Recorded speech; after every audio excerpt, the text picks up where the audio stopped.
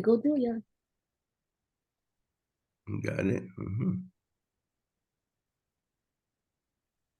Okay.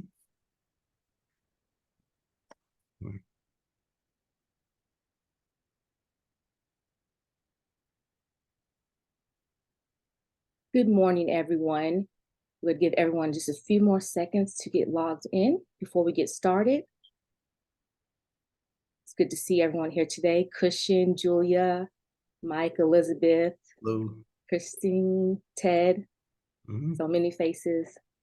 Shirley Eustace House, I see you guys here. Thank you for joining us today. Grace Hall, Melba, good to see you. Gloria, it's good to see you too as well.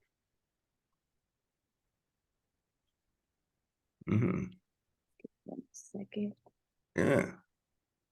Julia, it's been a long time since when I picked them up. So he wasn't himself. We've got to stop meeting like this. I know. I gave medicine. Real quickly, can everybody mute their sound for me? Oh yeah, let me. Thank you. Good morning, Paula. Good morning, Joyce. I'll be calling you right after this meeting.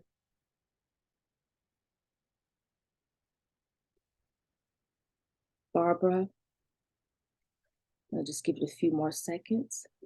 Good morning. Good morning. I'm actually going to have to jump off early because I have a weekly 11 o'clock that I can't get out of. Okay, absolutely. And for all you, everyone that's on the meeting today, we record our meetings. So if you have to leave or if you want to see past meetings, we have a YouTube channel where all our meetings are uploaded. If you have any issue finding that link, please put your information in the chat and we will get that to you. I will go ahead and get started. I'd like to be respectful for everybody's time today. We will not run over an hour today. And for all you people who are first time, I want to let you know my name is Egypt Lloyd, my father Dennis Lloyd, and our family, the Lloyd family, co-founded the Slave Legacy History Coalition meeting in 2021. And the purpose of the Slave Legacy History Coalition is to provide an easier access to information and resources of legacy of slavery before and after emancipation for families of slave descendants and the general public. And before I introduce our presenter today, who we're excited to have, I am going to turn it over to Naomi, who will give our announcements. Naomi? Hello, good morning, everyone. So for the announcements, so next Friday on October 20th, Dennis and Egypt will be heading to the Harvard Club of New York City with Julia Royal to talk about their the impact of their March 10th meeting this past year. And then on Sunday, October 15th from 1 to 2:30, there will be a hidden Brookline walking tour. So discover the hidden history of freedom and slavery in Brookline. Also on Sunday, October 15th from 3 to 5 at the Museum of African American History is an event called Let the Children Sing, a tribute to Susan Paul. So it's presented by both the Museum of African American History and the Beacon Hill Civic Association to honor the 19th century educator and abolitionist who in 1832 formed a juvenile choir that performed at anti-slavery meetings and held concerts to raise money for the cause. And then finally, on Sunday, October 22nd at noon at the First Parish, Cambridge in Harvard Square is an original mystery play by Siobhan Breton called The Horrible, Haunting, Hidden History. So it's set in 1929 in Cambridge. And it asks questions like, are the new shocking allegations about Cambridge and Harvard founders true? Should the Marshall sisters use their detective skills to investigate on behalf of descendants? And why are dueling Hollywood talkie directors lurking about graveyards in the dead of the night? So it sounds very exciting. And then that's it for all the announcements. And as always, you can send any future announcements to info@slave-legacy-history-coalition.org. Great. And then I'm going to Thank- hand it back to Egypt. Thank you, Naomi, for that. And I will encourage everyone after our presenter to enter your questions in the chat for Q&A. And if this is your first time joining us, please leave your information so we can thank you for joining us. So we are excited about today's presenter, Christian Walks. He is the Director of Education and Interpretation for the Museum of African American History. And Christian has a PhD as a PhD student in education at Harvard University, where he studies the history of African American history. So Christian, we are excited for you to join us today. We're looking forward to your presentation, and I will turn it over to you. All right, wonderful. I'll just take a second to just queue up my slides. It's great to see everyone this morning. And so today's presentation is reflective of the museum's focus this year, which is commemorating the Emancipation Proclamation and its 160th anniversary. So here at the museum, we are commemorating not only the celebrated document that changed the course of American history in the tide of in the struggle for abolition, but we're more specifically pointed in how were Black abolitionists in Boston commemorating this very special occasion those many years ago.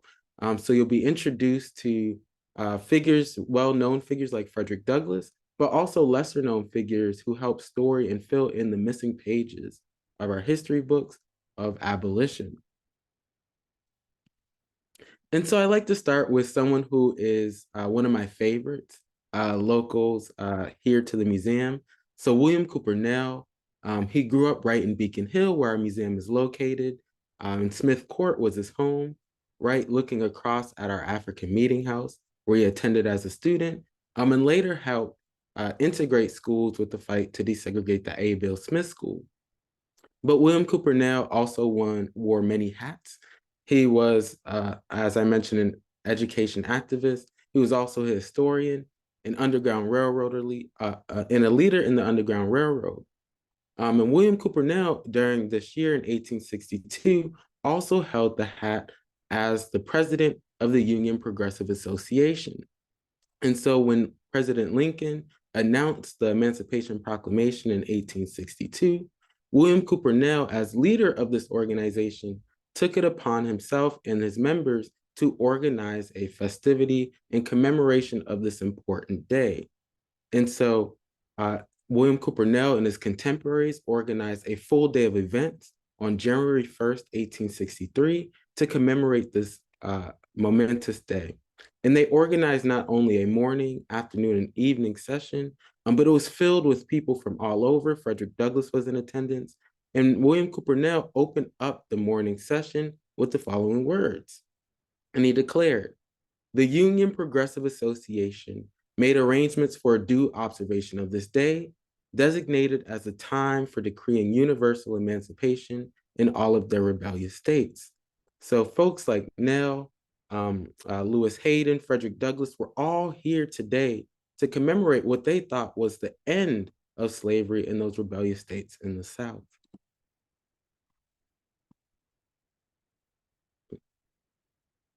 Oh, sorry, a little bit of a tech snafu. It's bringing me all the way to the end. Apologies there, folks. Okay. And so on this slide, I would just like to introduce the other figures who were there in attendance, and some were speakers. And so you may notice there are no women. And I like to highlight this when I introduce this slide, that there are no women represented on this slide, in part because the record that we have from the Liberator does not have much mention of many women outside of Anna E. Dickinson, who I will introduce in a later slide. But many of these figures were contemporaries of Frederick Douglass. They used the Meeting House, one of our properties, as their hub for anti-slavery organizing. And so now I'm just going to take a moment just to introduce you to some of the figures who were here. So we have Charles Lennox Ramon, who is an abolitionist and civil rights orator. He was hired as the first Black lecturing agent for the American Anti-Slavery Society in 1838. As an associate of William Lloyd Garrison's wing of the anti-slavery movement, Ramon recommended emancipation through moral suasion rather than political action or colonization efforts. The Fugitive Slave Act of 1850, which strengthened slaveholders' rights, prompted Ramon to consider the utility of moral suasion and defend forcible resistance, as well as endorse political action. He served as a recruiter for the Massachusetts 54th Regiment, and after the Civil War, supported the continuation of anti-slavery societies to secure civil and political rights for Black people. Next, we have William Wells Brown. William Wells Brown was the first African-American travel writer, playwright, and published novelist, and made his living as an anti-slavery lecturer and author. Brown was born enslaved in Kentucky, self-emancipated in Ohio, and moved to Buffalo, New York, where he began his speaking career for the Western New York Anti-Slavery Society. He moved to Boston in 1847 and continued speaking, but also wrote his first publication, Narrative of William Wells Brown, a fugitive slave written by himself, which sold 13,000 copies in 6 editions. From 1849 to 1854, he lived in London and spoke all over Europe. While there, he published 2 travelogues and his first novel, Clotel, or The President's Daughter, a narrative of slave life in the United States, which can be purchased today with modern reprints. We also have Reverend Leonard A. Grimes. He was a pastor, but also he was an abolitionist, Underground Railroad conductor. He was also the pastor at the 12th Baptist Church. And so many of you may be familiar with that church now in Roxbury, but they have close ties and affiliation with our properties here in Boston. And we are the first African meeting house. And if you look at their property, you'll see they're listed as the second African meeting house. But on the day of the Emancipation celebration, he opened the afternoon celebration with a prayer. In the years leading up to the Civil War, Reverend Grimes earned a reputation for his efforts against the Fugitive Slave Act and participated in multiple high-profile fugitive slave cases.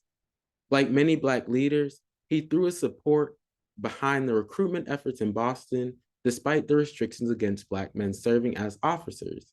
He argued that Black people, and I quote, had in some sense more at stake than even the whites in this war, and should therefore engage in it, end quote. Grimes was willing to enlist himself, carrying either Bible or musket. We also have Lewis Hayden. And Lewis Hayden is truly a favorite of many who come by the museum. He's also a favorite of one of our resident historians, Kelly Carter Jackson, who refers to him as her historical boyfriend. Kelly Carter Jackson writes about Lewis Hayden in her book, Force and Freedom. But Lewis Hayden was a conductor in the Underground Railroad, staunch abolitionist who really believed in the use of force. And so one of the famous stories that Kelly Carter Jackson loves to tell about Lewis Hayden are about these alleged kegs of gunpowder that he had stored in his home. And so in the wake of the Fugitive Slave Act, when bounty hunters would come looking for fugitive slaves, particularly in the case of William and Ellen Craft, he had this alleged gunpowder in his home with a message, you can leave in peace or you can leave in pieces. That was sort of the message. And a lot of people seem to forget in our history that Black people have been using force from the beginning as a method and not the only method. We have Frederick Douglass, who was in attendance that day as well. And Frederick Douglass, whom many of you may know from our history books, he's recognized as one of the most important African-American leaders in the 19th century, and he delivered speeches at the afternoon and evening sessions of the Emancipation Day celebration in Boston. He actually writes about the occasion in one of his autobiographies. But born enslaved, Douglass escaped to freedom and became a brilliant oratorical and literary crusader for abolition and women's rights. In 1847, he began to publish the North Star with a masthead that reflected his social views. And I quote, "Right is of no sex, truth is of no color, God is the father of us all, and we are all brethren," end quote. A strong supporter of the Republican Party, Douglas advised presidents and was rewarded with several political and diplomatic appointments in the 1880s. We also have John J. Smith.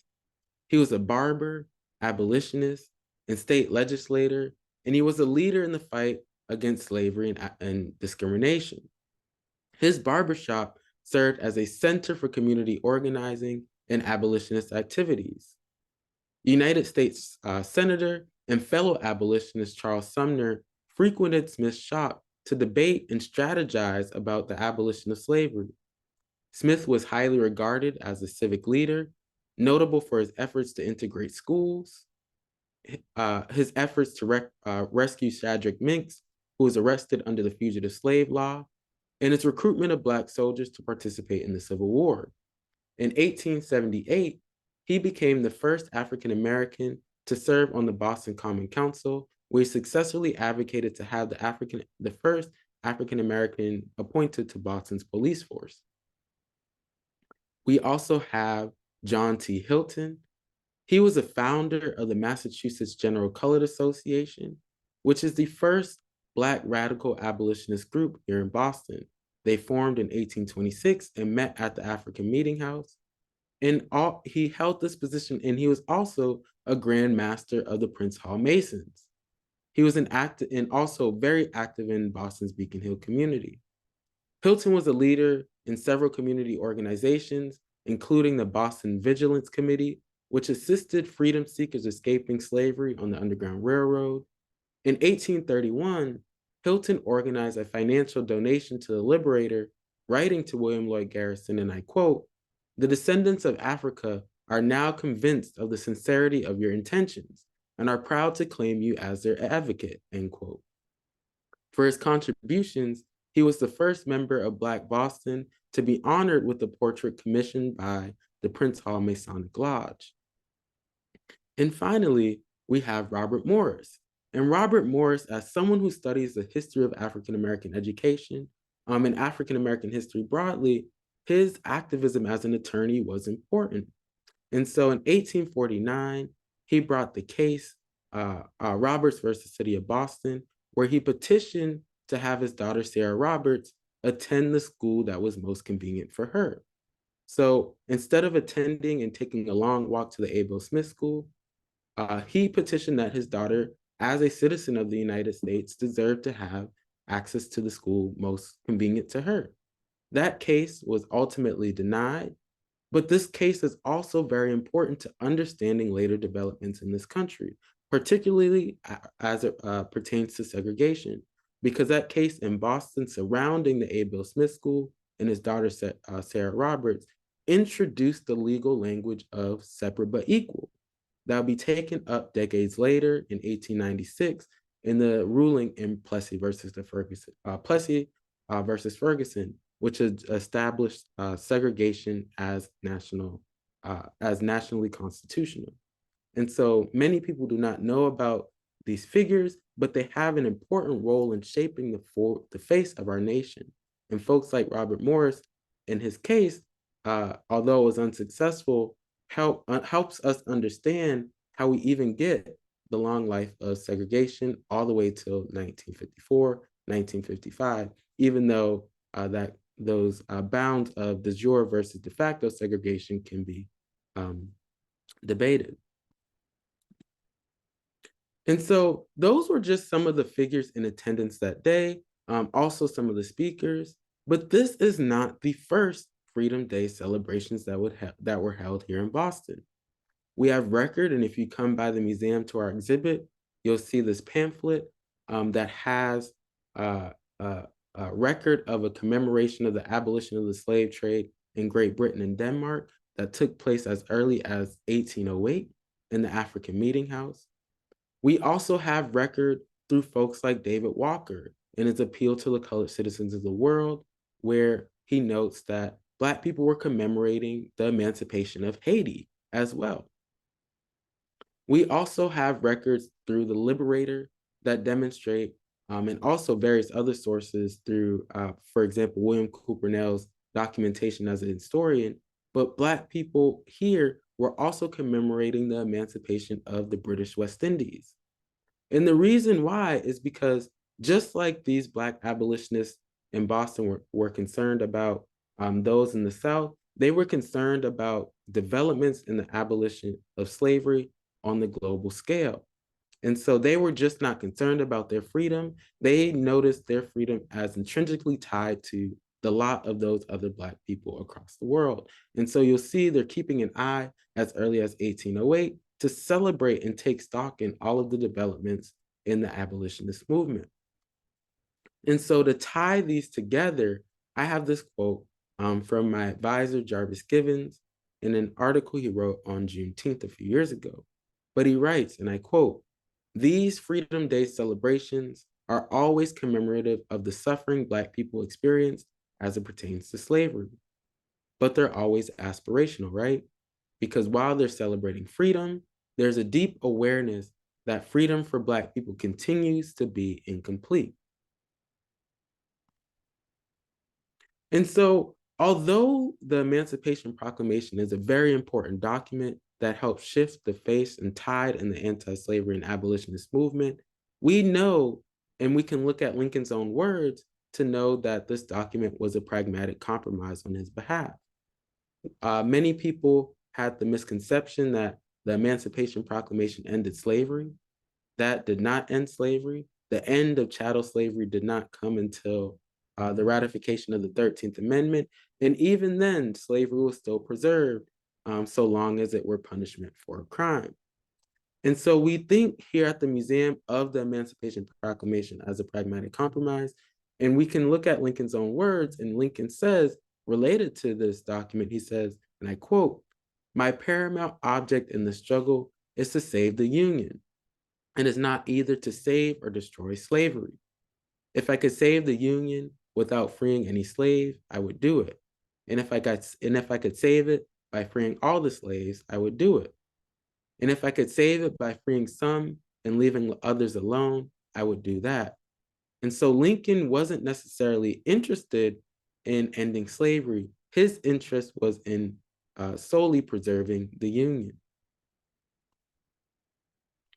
And so, although the Emancipation Proclamation is a pragmatic compromise in many ways, it does something very important that helps shift the tide in the Civil War.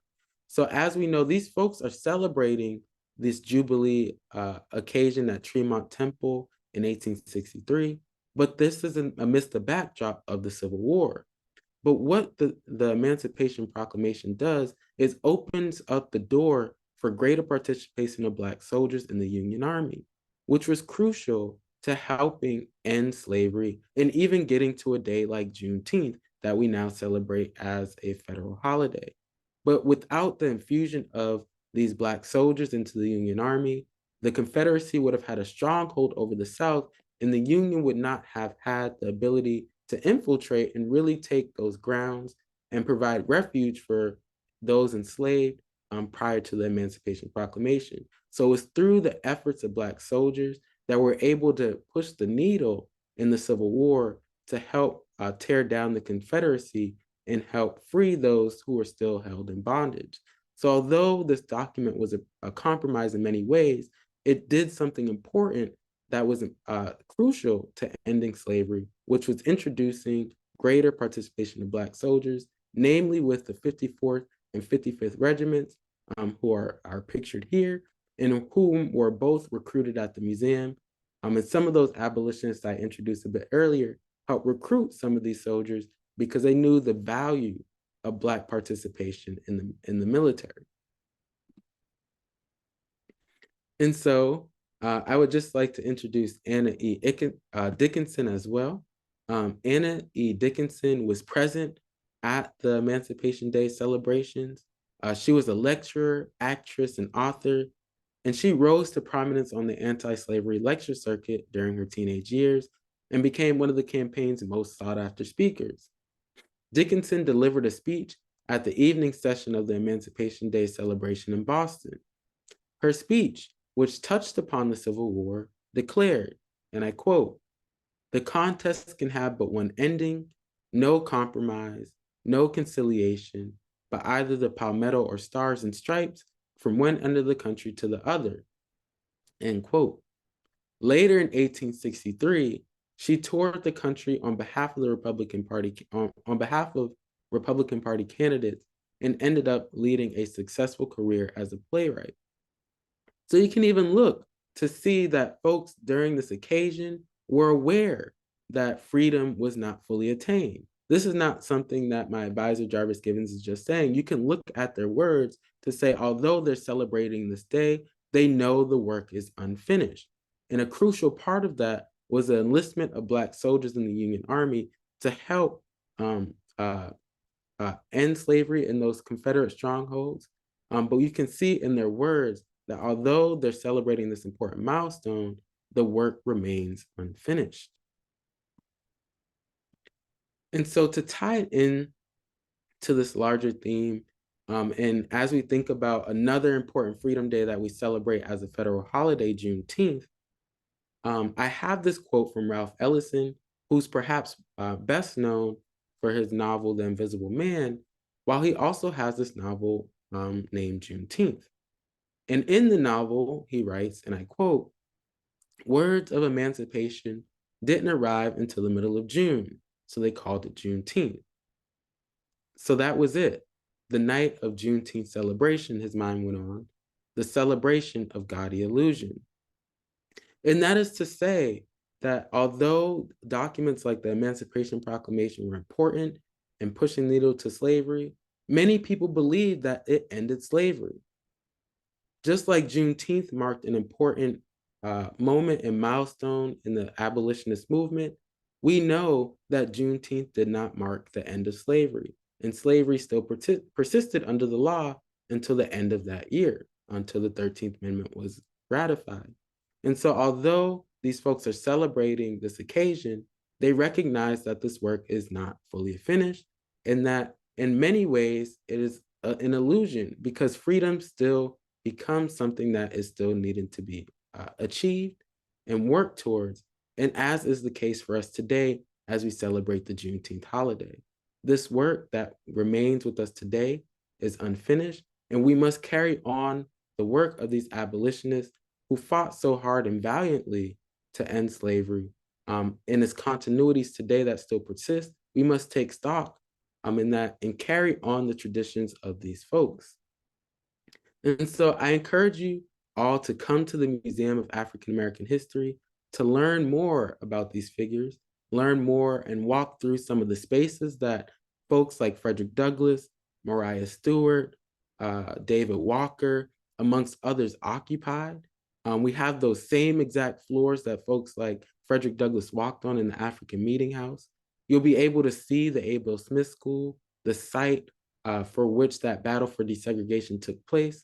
But you'll also learn about other lesser known figures who helped fill in those pages and those untold stories. So here at the museum, we tell the story of radical abolition.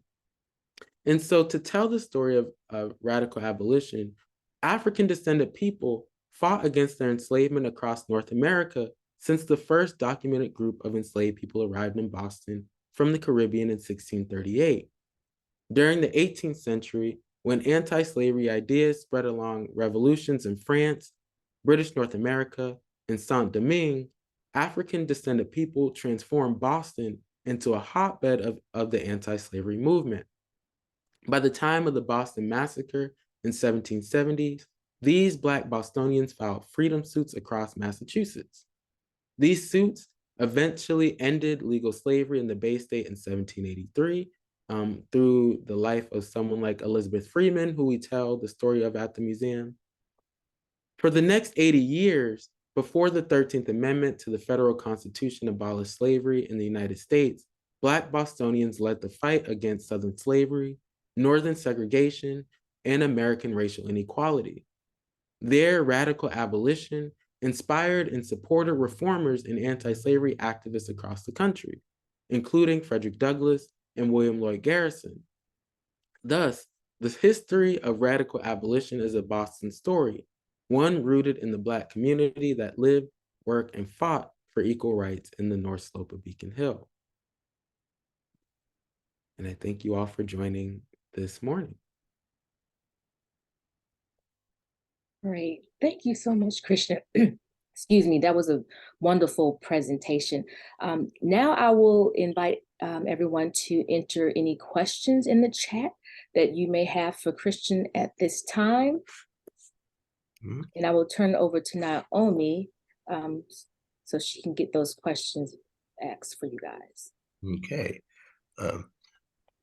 Well, while people are preparing, I have a question, Christian. This is Dennis, about Nantucket and the evolution of African Americans on the island of Nantucket.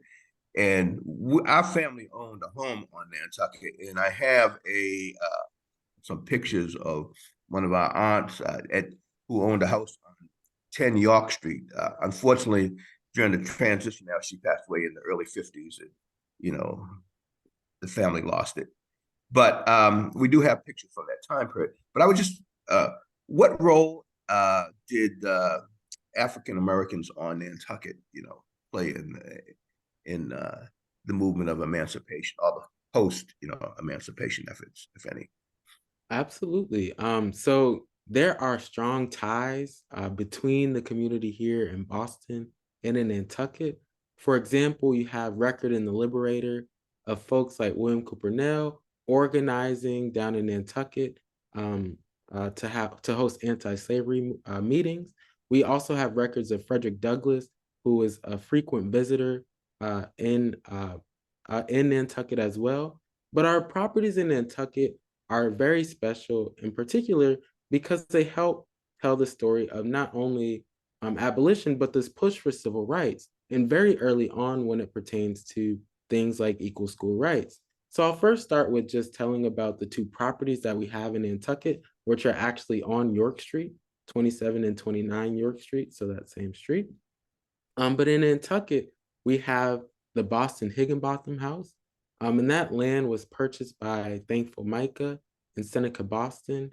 Seneca Boston was a Black man, and Thankful Micah was of indigenous descent, his wife. But they purchased this land and bought their home in 1774, and that property is one of the oldest extant Black homes still standing in the country, built by Black people. And this was in a community known as New Guinea. And so this was not only a house, but one of their heirs, Boston Absalom, who was the first Black captain of an all-Black crew, helped design their meeting house. Because just like in Boston, they had a meeting house to discuss the latest movements in the abolitionist movement as well. And so someone like Boston Absalom, who amassed a lot of wealth in the whaling industry, helped lead efforts to build the African Meeting House in Nantucket. It's much smaller, much quaint, but I find it to be quite beautiful. When it opened, it served as a church and a school, but that site was one of the first lawsuits and petitions to desegregate schools in the country in 1842. So there's a rich history in both Boston and Nantucket of folks not only pushing back against the designs of slavery, but also pursuing equal rights. And that's what separates these radical abolitionists from many of the anti-slavery activists that we know early on. Many folks like William Lloyd Garrison early on believed that slavery was a morally wrong issue, but many of those white leaders didn't necessarily believe in equal rights. And so when we think about radical abolition, it was radical in the sense that it was pushing for first-class citizenship as well, not only the end of slavery. And we can see this sort of tussle over these first-class citizenship rights that persist over and across the 19th and 20th centuries. But our Nantucket properties also have an important story there, and there are many connections of folks traveling between these communities as well. Thank you. Hi. Christian, that was an excellent presentation. I thoroughly learned so much from it. I was wondering, when you showed all the men sitting at the table in the beginning, I wonder how the Grimke sisters figured into that. Did they just stay in this scene in particular? Did they stay mostly in the background except when they were giving talks, or, you know, what was their role? So unfortunately, I'm not entirely certain of the role of the Grimke sisters at this particular event. I would assume they were at least there and active in the planning. But when we were creating the exhibit, and this was unfortunately before Carrie's wonderful new book on the Grimke sisters came out, but we were relying on a lot of the archival materials in the Liberator to help fill in the events from this day. And that sort of shows some of the shortcomings in how the story is told through newspapers. And so to answer, the short way of answering your question is, I'm uncertain of how they particularly figured into this event on January 1st, 1863. I was interested because one of their frustrations, I think, along the way was just what you had said. You know, it wasn't about equal rights yet. And I think that at times William Lloyd Garrison and others probably tried to keep them a bit quiet on the women's issue and focus solely on abolition. It's a fascinating topic. Absolutely. Thank you. We have a couple of questions in the chat. So I'll read the first one. Alexandria asks, so how should we commemorate freedom in the 21st century Boston? What are some contemporary freedom commemorations that families and local neighborhoods can incorporate into their lives? Oh, absolutely. I would say, and I'm completely biased as someone who's training as a historian, but I would say the best way to commemorate freedom is really studying the history, really knowing the laws, the customs, not only that, but also how Black people have sort of navigated these constraints by law and social custom. So getting to know the lives and legacies of these folks is important, because in knowing how they navigated some of these structures, it's instructive to how we can navigate our contemporary moment. And although there may not be one-on-one strategies, we can learn from the actions and activism of these folks from the past to shape our current, not only our efforts of commemoration, but also to continue their legacy. And in terms of contemporary Freedom Day celebrations, I would say the Juneteenth holiday is one in particular that's celebrated nationwide. I know many partners of the museum have Juneteenth celebrations, whether it be the Longfellow House, whether it be the museum. We had our program down in Nantucket to commemorate Juneteenth. So there are a lot of Juneteenth celebrations around the city as well, namely in Franklin Park, I'm thinking about. But there are many different venues for folks to engage, not only in terms of learning the history. There's certainly a lot of events that talk about the history, but there's also a lot of other festive occasions to get out and celebrate and really have a joyous occasion. But Juneteenth, I would say, is a great contemporary holiday that's used to commemorate this legacy.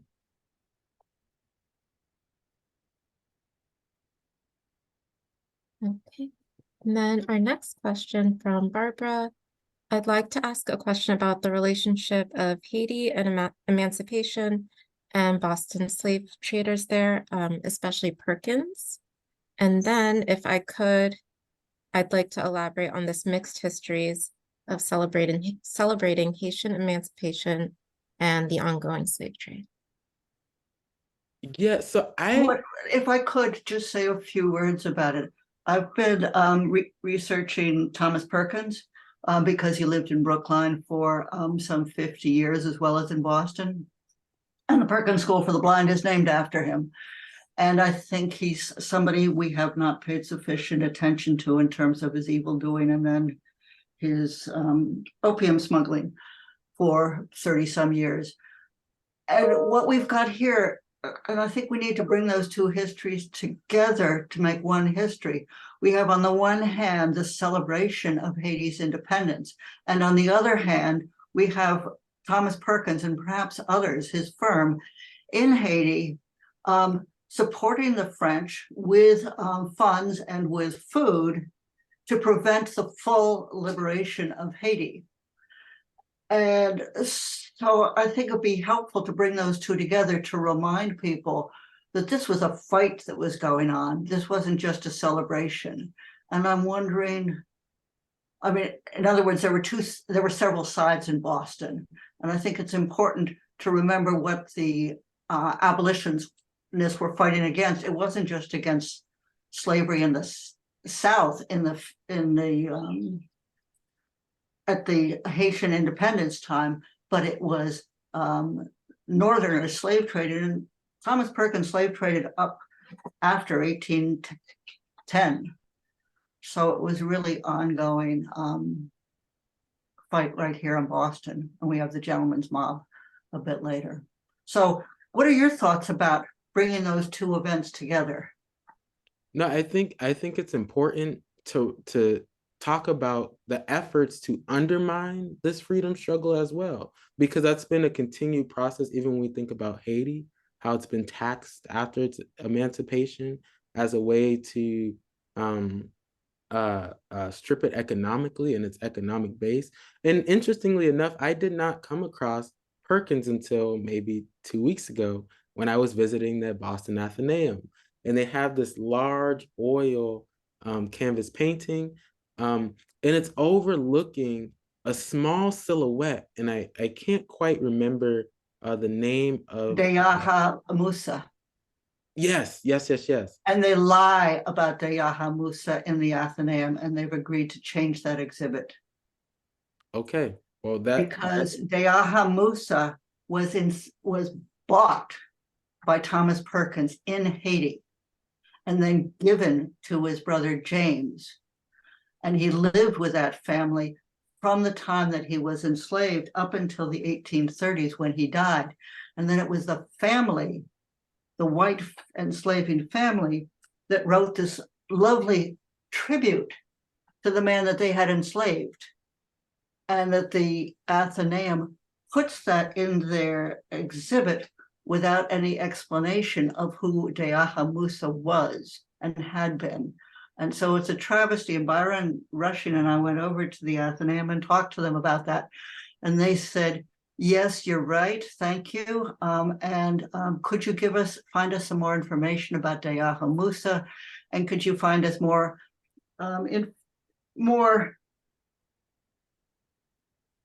materials that will make an impact about who Thomas Perkins was? And so one thing we've been thinking about since Deyaha Musa was Muslim was that people enter that room and they hear the call to prayer. And so that we have then something about Deyaha Musa other than this disgusting obituary that the family wrote about him, such patronizing words. They did make a big difference. They moved Thomas Perkins' portrait from the front of the Athenaeum. If you want to learn more about Thomas Perkins, visit our website, Hidden Brookline. We have several pages on him, and we're about to add several more. Excellent. Sorry, I got all excited because he's my man.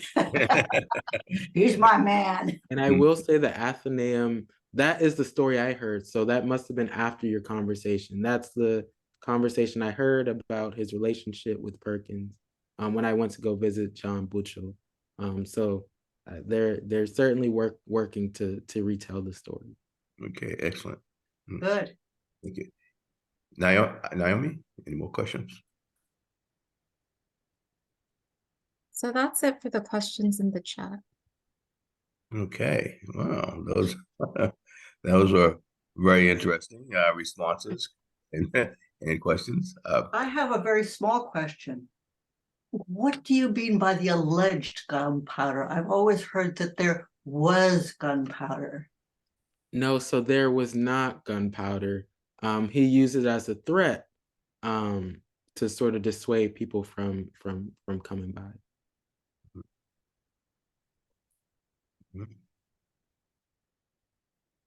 Another question. Any more questions before? Oh, Dr. Harrison Gibson. Yes, sir. I think you need to unmute Dr. Gibson.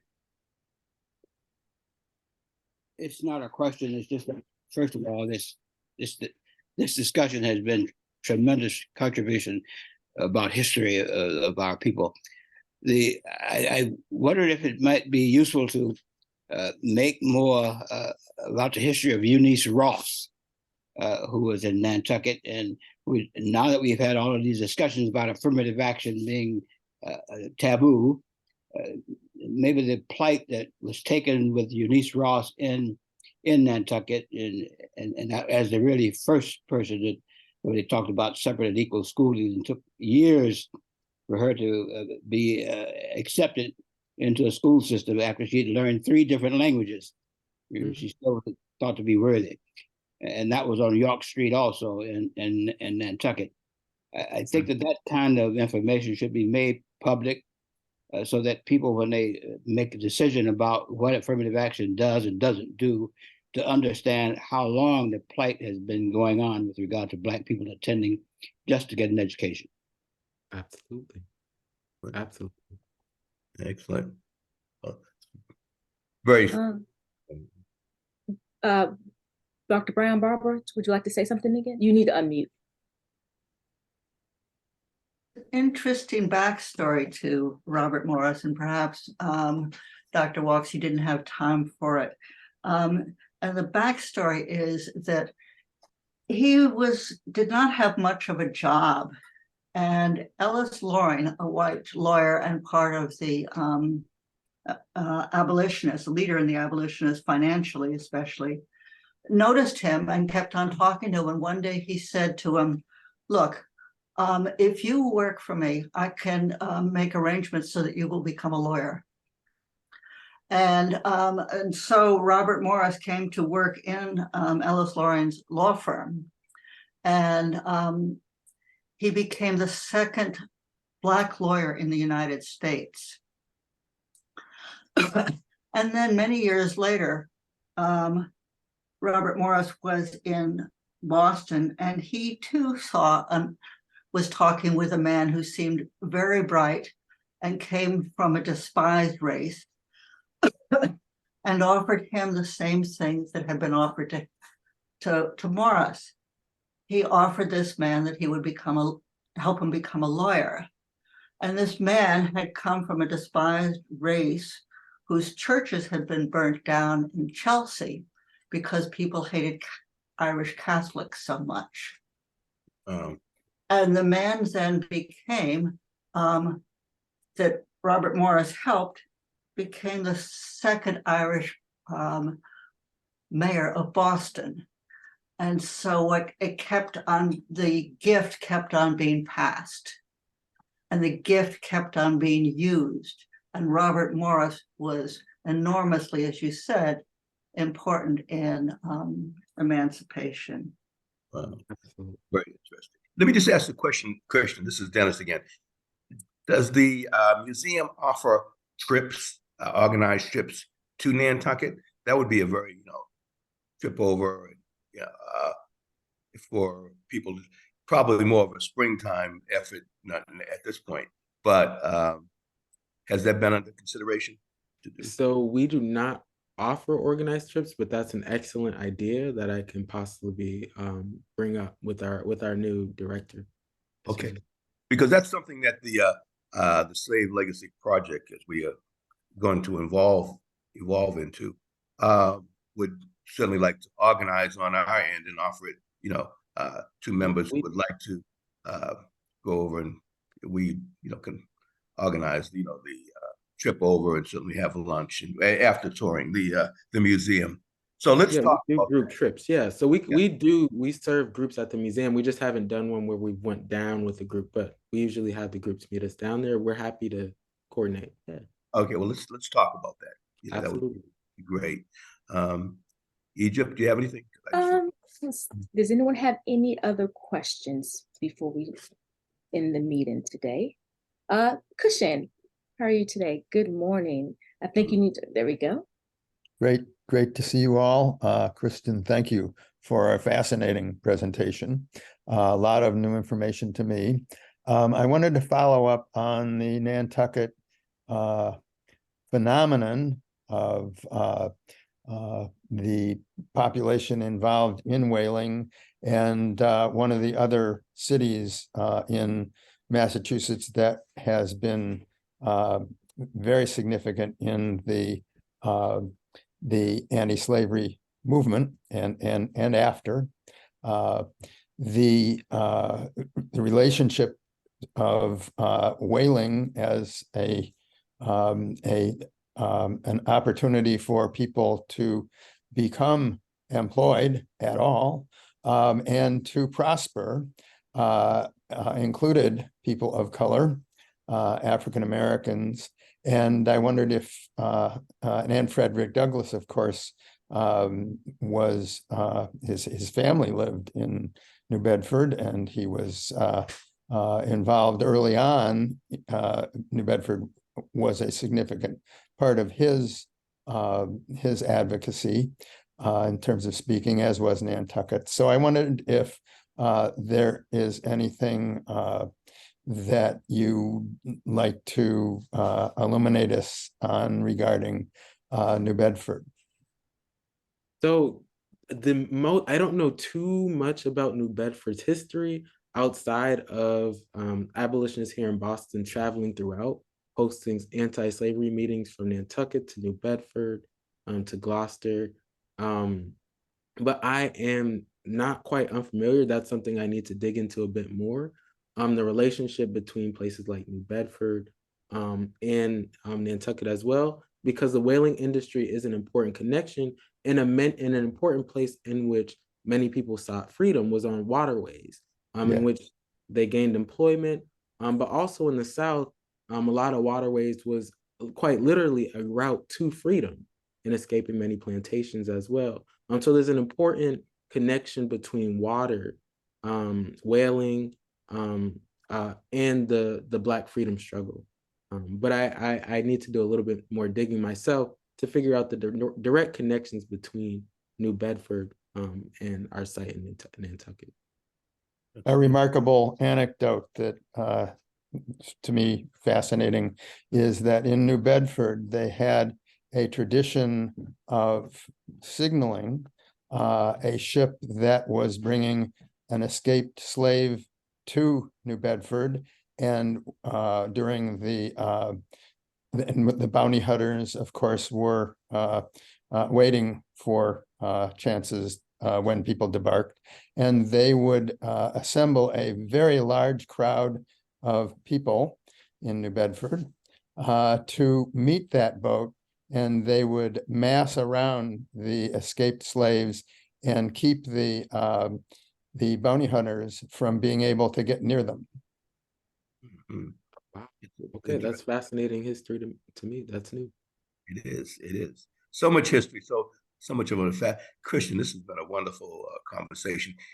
Before we end each, and before we, formally thank Christian for his presentation, I did just want to make a couple of comments. Oh, go ahead, Dad. Yes, sir. Go ahead. One is that I'd like to certainly say hey to Mike Potaski, who is you're from Pioneer Valley. Are you? I think you unmute Mike.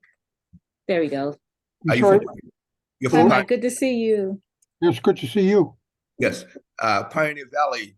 In talking about the extent of engagement of African Americans in the African American diaspora, Pioneer Valley has a wonderful story, which we'd like to engage in the future.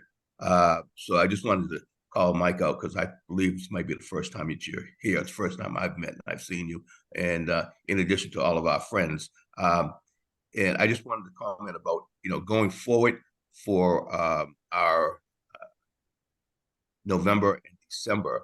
In November, we will have the Folk Art Museum of New York, and Emily Gavis, who will be presenting. And that's a very interesting, for those of you who haven't been to the Folk Art Museum in New York, I'm sure she'll enlighten us with, the extent of their involvement in capturing so much history at their site. They also have a location in Deerfield which I did want to talk to you about, Mike, at some point. And then in December, the Shirley Eustace House, right down the road here. Well, down the road. I'm in Atlanta, so it's not down there, but down the road from where we're at. And we're going to be very excited to hear from the Shirley Eustace House at a site which I grew up very close to Shirley Eustace House. Have been on the grounds, been around it, but have never taken an extensive tour inside. So I'm going to be, as a neighborhood guy from Roxbury, I'm going to certainly look forward to that. So that is in December. So we have exciting. And then certainly going into 2024, we have a series of great events that will be taking place and presentations. But anyway, I just wanted to throw that out, Egypt, before. Again, no problem. Real quickly, thank you, Dad. Dr. Bellinger had a quick question for us. Dr. Bellinger? Oh, can you unmute for us? Dr. Yes. Thank you for the presentation, Christian. It was very thorough. One thing I wanted to ask is, why is there so limited mention of John S. Rock, who was a Boston resident he came to Boston in 1853 as both a doctor and a dentist, and then later became a lawyer, and was very active in the abolition movement, and made a speech in which he's credited with using the phrase "Black is beautiful." And he was a dynamic figure, and I'm just wondering why he doesn't get more attention. Oh, so John S. Rock was actually at these Emancipation Day celebrations, and if you come to the museum, you'll learn we have him as part of our story we tell at the museum. He just wasn't included in this particular presentation. It was hard to choose between which folks to include and which ones not to. But John S. Rock is someone we talk about as well. We know he moved to Boston in 1853. And was admitted to the Massachusetts Medical Society, practiced dentistry. So he was very important, and was also the first African-American attorney admitted to practice before the United States Supreme Court. So a huge figure who I may consider entering in before I end these presentations at the end of this year. So thank you for bringing up John S. Rock as well. Yes, and he's buried in Everett, I believe. That's wonderful. Mm-hmm. Very good. Mm-hmm. Oh, that's great. Christian, again, thank you for sharing your time with us today. Great presentation. I will encourage anyone, if you have any additional questions, please feel free to email us at info@slavelegacyhistorycoalition.org. If you have any announcements, that will be the same email address that you will send that. And if you would like to be a presenter, please email us at info@slavelegacyhistorycoalition.com. And like my father said, next month, we will have American Folk Art Museum, and in December, Shirley Eustace House. And we will see you guys next month, and thank you for joining us today. Take care, everyone. Take it. Bye-bye, everyone. Deborah Weiss, hello. We want to hear from you too. Thank you for organizing this. It's wonderful. Okay, thank you. We look forward to that. Pop in to say hello. I wasn't, this is my first time. I wasn't sure if there was a discussion after the presentation. So I was just off screen while the talk was taking place. No, but really I just wanted to mention, Robin and I, Dr. Pearson and I were talking yesterday. So your name, as with Christian also. So we look forward to connecting with you in the future. Okay. Okay, that sounds great. Thank you.